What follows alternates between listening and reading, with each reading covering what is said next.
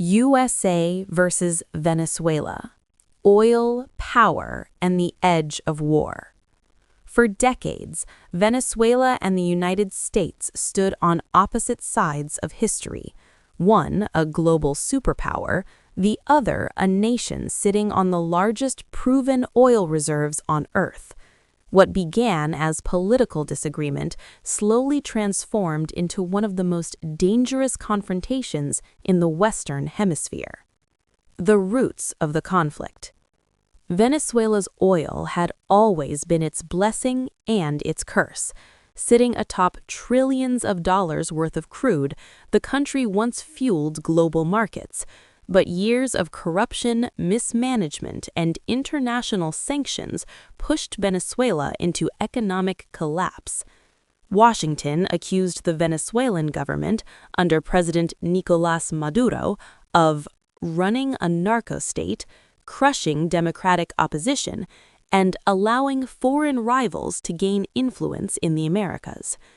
Under President Donald Trump, U.S. policy toward Venezuela shifted from diplomacy to maximum pressure. Sanctions tightened, assets were frozen, oil exports were blocked. Yet Venezuela refused to bend. Why Venezuela's oil matters to America. Trump repeatedly emphasized one fact: Venezuela's oil could reshape global energy power.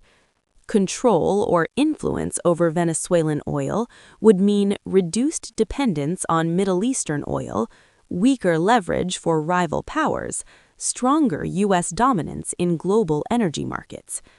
Behind closed doors, U.S. strategists saw Venezuela not just as a political problem, but as a strategic prize. The Caribbean turns into a battlefield. As tensions escalated, U.S. naval forces moved into the Caribbean Sea. Carrier strike groups conducted exercises dangerously close to Venezuelan waters. Surveillance aircraft monitored every Venezuelan naval movement. Venezuela responded by mobilizing coastal defense systems, putting its navy on high alert, and accusing the U.S. of preparing an invasion. State television in Caracas warned citizens, "The empire is coming for our oil." Rumors spread fast. Social media exploded with claims of near-miss encounters between ships, radar locks, and warning shots. Though no confirmed full naval battle occurred, the region sat one mistake away from war. Then came the turning point. In a sudden, coordinated operation, U.S. forces launched precision strikes on key Venezuelan military assets. Radar stations went dark, air bases were hit, communications collapsed. Caracas shook as explosions echoed through the night. While the world watched in shock, U.S. Special Operations Forces moved rapidly toward a single objective: the leadership. Within hours, reports emerged that Nicolás Maduro had been captured and flown out of the country to face charges related to drug trafficking and terrorism. Trump addressed the nation shortly afterward. This regime threatened democracy, stability, and American interests. Tonight, that threat is gone. Oil after the guns fell silent. Military action was only half the story. Almost immediately, U.S. officials spoke openly about reopening Venezuelan oil fields, allowing American energy companies to return, and rebuilding production under new leadership.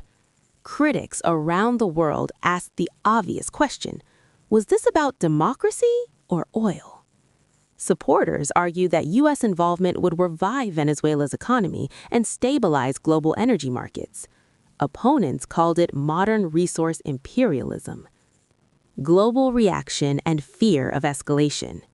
The response was explosive. Some Latin American leaders welcomed Maduro's removal. Others condemned the U.S. for violating sovereignty. Global powers warned the action could set a dangerous precedent. Protests erupted in major cities. Oil prices fluctuated wildly. Markets reacted to every rumor coming out of Caracas.